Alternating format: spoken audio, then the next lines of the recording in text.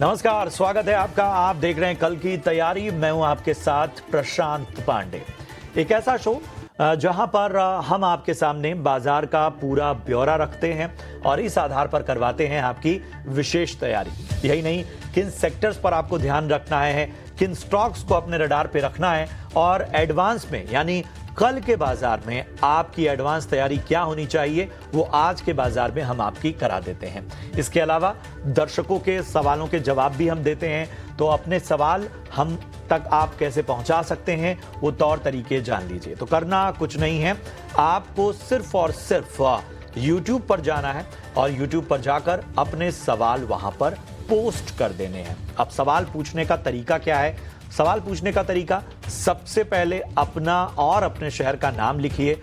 उसके बाद किस स्टॉक पे आपका सवाल है ये बताइए, कितनी क्वांटिटी में आपने वो शेयर लिया हुआ है और आपका नजरिया क्या है, लंबी अवधि का या छोटी अवधि का, यानी कि शॉर्ट टर्म का या फिर लॉन्ग टर्म का, ये जरूर बताइए। और इस आधार पर हमारे एक्सपर्ट आपको बेहतर तरीके से मार्गदर्शन देंगे।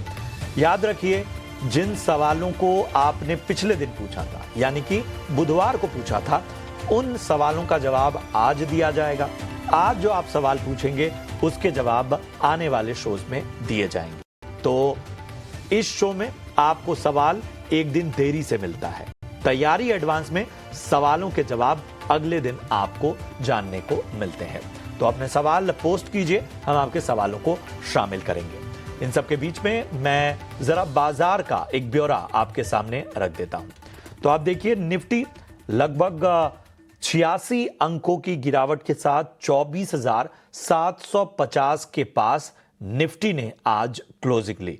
बाजार में एक तरह से शुरुआती दौर में काफी दबाव नजर आया, बाद में हम मिड मार्केट में देखें तो एक रिकवरी भी हमें नजर आई, लेकिन उसके बाद जब बाजार बंद हुए तो यहां पर आप देख सकते हैं कि लगभग 86 अंकों की गिरावट के साथ 24,750 के पास निफ्टी बंद हुआ।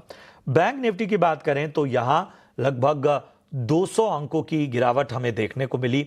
56,950 के पास बैंक निफ्टी ने क्लोजिंग ली। तो दोनों इंडासेस दबाव भरे बाजार में बंद हुए।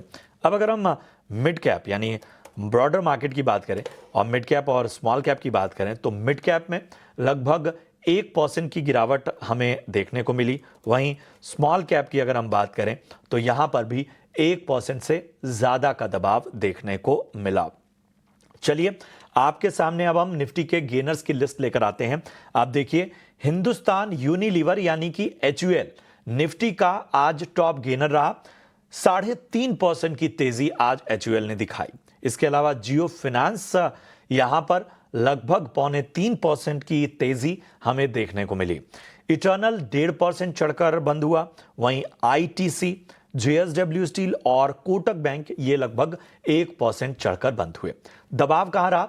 दबाव निफ्टी के लूजर्स की लिस्ट अगर आप देखें तो अडानी एंटरप्राइजेज यहां पर निफ्टी का टॉप लूजर। टाटा स्टील 2.25% की गिरावट के साथ यहां पर निफ्टी के लूजर्स की लिस्ट में अडानी एंटरप्राइजेज में 4% से ज्यादा की गिरावट देखने को मिली। वहीं डॉक्टर रेड्डीज में हमें लगभग 2% का गिरावट दबाव देखने को मिला। सन फार्मा 1.5% टूटता हुआ नजर आया। अडानी पोर्ट्स देखें तो यहां पर भी 1.5% तक की गिरावट देखने को मिली। रिलायंस में भी 1.5% और NTPC में 1.25% से ज्यादा की गिरावट हमें देखने को मिली। अब आपके सामने जरा हम मार्केट ब्रेथ लेकर आते हैं। Advance decline ratio, advance decline ratio क्या कहता है ये जरा देख लीजिए। तो 916 शेयर जो रहे आज बाजार में हरे निशान में बंद हुए, यानी कि काफी कम संख्या तेजी वाले शेयरों की रही और 1831 शेयर ऐसे थे जो कि लाल निशान में बंद हुए, यानी कि जो डिक्लाइंस का पलड़ा था वो साफ तौर पर भारी होता हुआ नजर आया। अब आज अगर हम बात करें तमाम सेक्टर्स की तो आप देखेंगे कि NBFC शेयरों की जो चमक थी वो आज फीकी पड़ती हुई नजर आई। जियो फाइनेंस करीब 3% जो है वो चढ़कर निफ्टी के टॉप गेनर में रहा, जैसा हमने आपको बताया। यही नहीं, जो चमक है वो श्रीराम फाइनेंस, बजाज फाइनेंस जैसे शेयरों में भी हमें देखने को मिली। लेकिन अमेरिकी टैरिफ का इम्पैक्ट बहुत सारे सेक्टर्स पर रहा। जाहिर सी बात है, ग्लोबल फेसिंग जो सेक्टर्स हैं, कंपनियां हैं, उन पर ज़्यादा पड़ा और इसी वजह से अमेरिकी टैरिफ के झटके से ऑटो और ऑटो एंसिलरीज पर भी दबाव दबाव देखने को मिला। इसके अलावा भारत फोर्ज, मदरसन और मारुति और अशोक लेलैंड 1 से 2% तक यहाँ पर दबाव देखने को मिला। चलिए, इन सब के बीच में हम चर्चा करते हैं और अपने साथ खास मेहमानों को जोड़ते हैं, एक्सपर्ट्स को अपने साथ जोड़ते हैं। हमारे साथ कोटक सिक्योरिटीज से अमोल आठवले साहब भी जुड़ चुके हैं। अमोल, बहुत बहुत स्वागत आपका। हमें बताइए, आज का जो बाजार वॉलेटाइल था, लेकिन रिकवरी साइन भी बीच बीच में अटेम्प्ट कर रहा था और रिकवरी मिड मार्केट में तो रिकवरी बड़ी कमाल की रही, लेकिन आखिर तक आते आते बाजार लाल निशान में बंद हुए। अब कल के दिन क्या रणनीति होनी चाहिए, क्योंकि एक्सपायरी का दिन तो निकल गया। जी नमस्ते and good afternoon. I think आज दो इम्पोर्टेंट चीजें हुई है। जो एक panic open gap down open था, वो कहीं ना कहीं इवेंचुअली बाइंग साइड में कन्वर्ट हो गया। हालांकि लास्ट के एक हाफ एन आवर में थोड़ा सा हमने सेलिंग प्रेशर देखा। और दूसरा इम्पोर्टेंट चीज ये था कि मार्केट ने फिर एक बार 24,600 को सस्टेन किया था। 24,600 ये लेवल था जो जुलाई का जो पूरा सीरीज था, वो लो लेवल था, उसके नीचे मार्केट गया नहीं। सो कहीं ना कहीं ये मार्केट का जो सेटअप है इंट्राडे में जरूर वोलेटाइल रहा है, बट पोजिशनली मुझे लग रहा है कि जब तक 24,600 के ऊपर मार्केट सस्टेन हो रहा है, ये जो पुल बैक फॉर्मेशन है वो कहीं ना कहीं कंटिन्यू होता हुआ देखने को मिल रहा है। अब अगस्त सीरीज चालू हो रहा है कल से, तो मुझे लगता है कि जो इम्पोर्टेंट लेवल रहेगा, जो नेचुरली 24,900 रहेगा, वहीं पे थोड़ा सा कंसोलिडेट हुआ था। आज सेलिंग प्रेशर भी उसी के आसपास बढ़ता हुआ हमने देखा। तो ट्रेडर्स के लिए मुझे लगता है कि 24,900 एक इम्पोर्टेंट जोन रहेगा। वो अगर सक्सेसफुली क्लियर करते हैं तो मार्केट में एक डायरेक्शनल मूव पॉजिटिव साइड पे और बढ़ता हुआ दिखेगा, जो कहीं ना कहीं 25,000 की तरफ और 25,100 की तरफ बढ़ता हुआ हम देख सकते हैं। फिलहाल जब तक 24,900 के नीचे मार्केट ट्रेड हो रहा है, मुझे लगता है ये थोड़ा सा रेंज बाउंड टेक्सचर है, एक आध दिन का कंसोलिडेशन देख सकते हैं। बट 24,900 का ब्रेकआउट के बाद एक डायरेक्शनल मोमेंटम आने के चांसेस काफी ज्यादा लग रहे हैं। बिल्कुल, तो ये लेवल्स ध्यान रखिए और कहाँ से डायरेक्शनल मूवमेंट नज़र आ सकते हैं, उन लेवल्स का भी विशेष रूप से ध्यान रखिए। इस बीच हमारे साथ रेलीगेट ब्रोकिंग के अजीत मिश्रा साहब भी जुड़ चुके हैं। अजीत, बहुत बहुत स्वागत, अपना कीमती समय देने का बहुत बहुत शुक्रिया आपका। इन सारे स्थितियों में हमें बताइए कि कौन से सेक्टर पर निगाह रखी जाए, खासतौर पे ऐसे में बड़ा आवश्यक हो जाता है सेक्टर स्पेसिफिक रणनीति, स्टॉक स्पेसिफिक रणनीति। शुक्रिया प्रशांत। प्रशांत देखिए, बिल्कुल यहाँ पे जैसे कि अगर आप देखेंगे तो जो हेल्थ केयर है, फार्मा है, जो बेसिकली डिफेंसिव बास्केट जो है, आपका एफएमसीजी है, यहाँ पे कहीं ना कहीं आपको कंपैरेटिवली ज्यादा नाम नजर आएंगे जो पॉजिटिव साइड पे ट्रेड कर रहे हैं।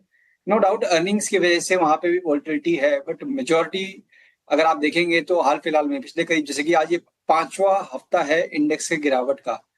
तो इस दौरान अगर आप देखेंगे तो आपको हेल्थ केयर और एफएमसीजी, ये सारे ही आपको सेक्टर्स लार्जली पॉजिटिव नजर आएंगे। तो पहला तो फोकस एरिया आपको वहां होना चाहिए जहां पे कि लो बीटा काउंटर्स आपको मिले और जो कि आउट परफॉर्मेंस दिखा रहे हो, तो उन पे आपका फोकस होना चाहिए। साथ ही साथ अर्निंग्स के बेसिस पे भी आपको अपॉर्चुनिटीज मिल रही हैं। मींस अगर आप बैंकिंग की बात करें तो जैसे बैंकिंग में स्ट्रेंथ बनी हुई है केवल 2 बड़े नामों की वजह से, एचडीएफसी और आईसीआईसीआई। बाकी अगर आप नाम देखेंगे तो आपको करेक्शन या फिर नेगेटिव टोन नजर आएगा।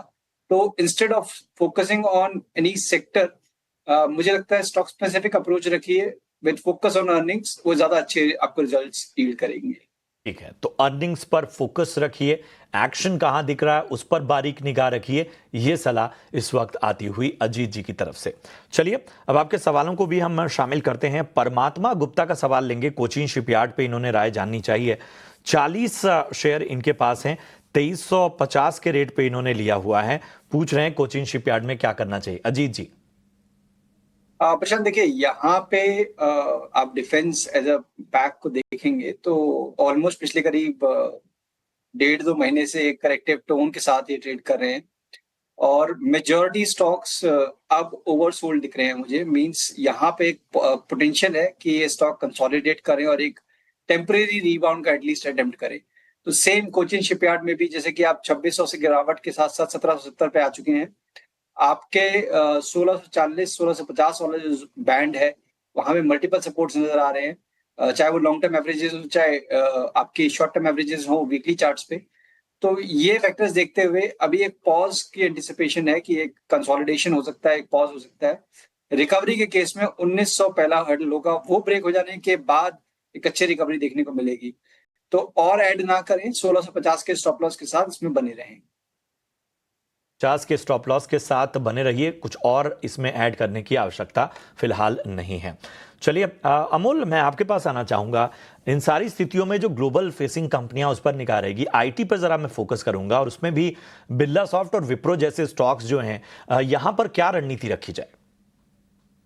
अभी अगर हम आईटी देखते हैं तो एक कंसिस्टेंट सेल ऑफ रहा है। जो टीसीएस के रिजल्ट के बाद जो सिनेरियो खराब हो गया था, उसको ही फॉर्मेशन को, उसी सेंटीमेंट को कहीं ना कहीं कंटिन्यू किया गया है। विप्रो में भी अगर हम देखते हैं तो एक लोअर टॉप फॉर्मेशन बना है। उसके बाद जो फॉल आया करेक्शन के बाद, कोई बाउंस बैक प्रॉमिसिंग रहा नहीं। डेलो के जो सपोर्ट्स टूटने के बाद भी कंफर्टेबली स्टॉक नीचे की लेवल पे ट्रेड होते हुए दिखे। तो मुझे लगता है रिवर्सल के लिए वेट करना चाहिए। अगर हम करेक्शन की बात करेंगे विप्रो में, तो एक 7.5% का करेक्शन हुआ है जुलाई सीरीज में। तो एक शार्प करेक्शन के बाद भी अभी तक ऐसे कोई साइंस नहीं दिख के आ रहे कि जो प्रॉमिसिंग रिवर्सल जिसको कहा जाए। लेवल के हिसाब से जरूर ध्यान रहेगा। 255 विप्रो के लिए एक इंपॉर्टेंट लेवल रहेगा। जब तक उसके ऊपर नहीं है तो ये थोड़ा सा वीक सेंटीमेंट कंटिन्यू रहेगा। 255 के ऊपर अगर स्टॉक ट्रेड होता है तो एक बाउंस बैक टेक्निकल एक्सपेक्ट कर सकते हैं। तो ऑन द हायर साइड कहीं ना कहीं ये स्टॉक 265 जो उसका प्रीवियस रेजिस्टेंस जोन है, वहां तक रैली करने के चांसेस चार्ट पे दिख के आ रहे हैं। बिल्कुल, तो विप्रो में 255 का स्तर विशेष रूप से ध्यान रखिए। वहां से जो है वो बहुत ध्यान रखना होगा, रिव्यू करना होगा।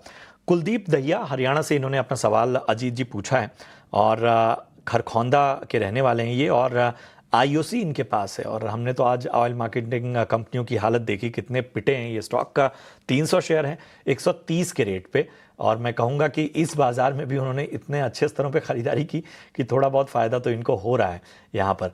बताइए क्या करना चाहिए? मुनाफा बांध लें अभी के लिए जो सेंटिमेंट है, या थोड़ा रुकना चाहिए?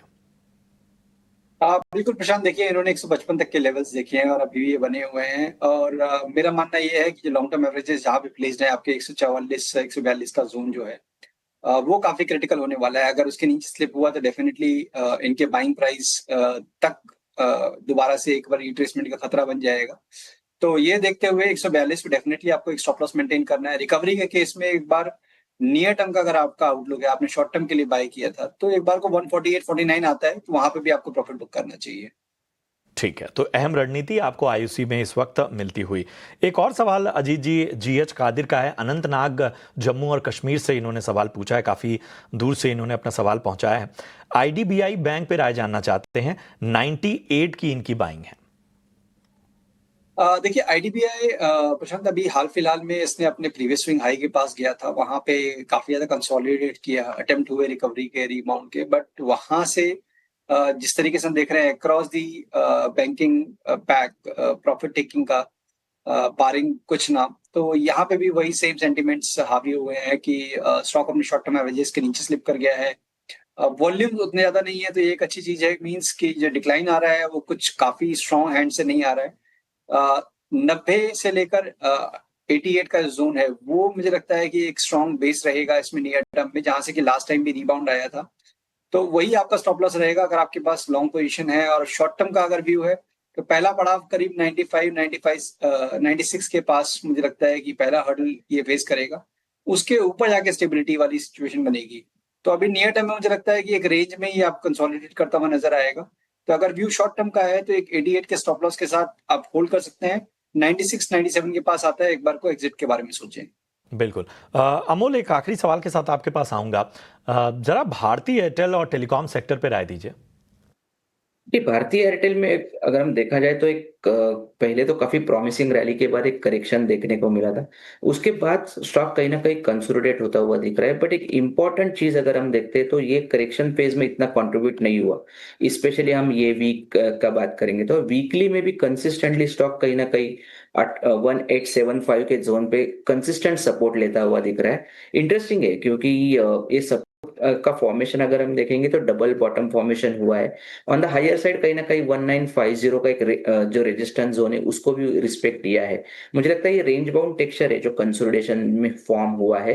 रेंज ब्रेकआउट का वेट जरूर करना चाहिए, बट लेवल्स काफी इंटरेस्टिंग है। 1950 के ऊपर अगर ये स्टॉक कंफर्टेबली ट्रेड होता है तो भारतीय रिटेल में एक fresh up trend rally not only for the short term but for the medium term आने के चांसेस काफी ब्राइट लग रहे हैं। जो पहला on the higher side resistance zone रहेगा भारतीय रिटेल के लिए वो रहेगा 2050। वहीं से लास्ट टाइम एक सेलिंग प्रेशर देखने को मिला था, और उसके बाद जो 2075, ये दो लेवल्स ऐसे जो हायर साइड पे दिख के आ रहे। और ऑन द लोअर साइड अगर मैं देखता हूँ तो 1875 एक प्रॉमिसिंग सपोर्ट जोन बन के निकल के आ रहा है। बिल्कुल, तो ये है राय आपको मिलती हुई भारतीय एयरटेल पे। चलिए, अब इतने ही सवालों को हम शामिल कर पाएंगे और इन स्टॉक्स पर राय दे पाएंगे। आप अपने सवाल यूट्यूब पर पहुंचाते रहिए, बढ़ेंगे अपने खास सेगमेंट वीआईपी शेयर्स की ओर।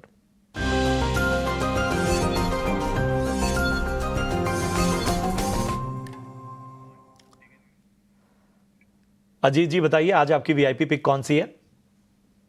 देखिए यहाँ पे इम्पोर्टेंट ये रहेगा ऑप्शन, जैसे कि हम देख रहे हैं स्ट्रेंथ कहाँ पर है। तो एफएमसीजी में काफी लंबे टाइम के अंडर परफॉर्मेंस के बाद यहाँ पे स्ट्रेंथ दोबारा से वापस आती हुई नजर आ रही है। तो गोदरेज कंज्यूमर जो कि एक अच्छा परफॉर्मर रहा है पास्ट में भी, अगर आप देखेंगे तो उसमें रिकवरी पहले आती है और सस्टेन्ड रिकवरी आती है। तो यहाँ पे एक बेस फॉर्म हुआ है प्रीवियस जो स्विंग लो था उसके पास, इसने काफी ज्यादा टाइम स्पेंड किया और एक स्ट्रॉन्ग रिकवरी देखने को मिली है, बावजूद इसके कि मार्केट में बहुत ज्यादा वोलेटिलिटी थी।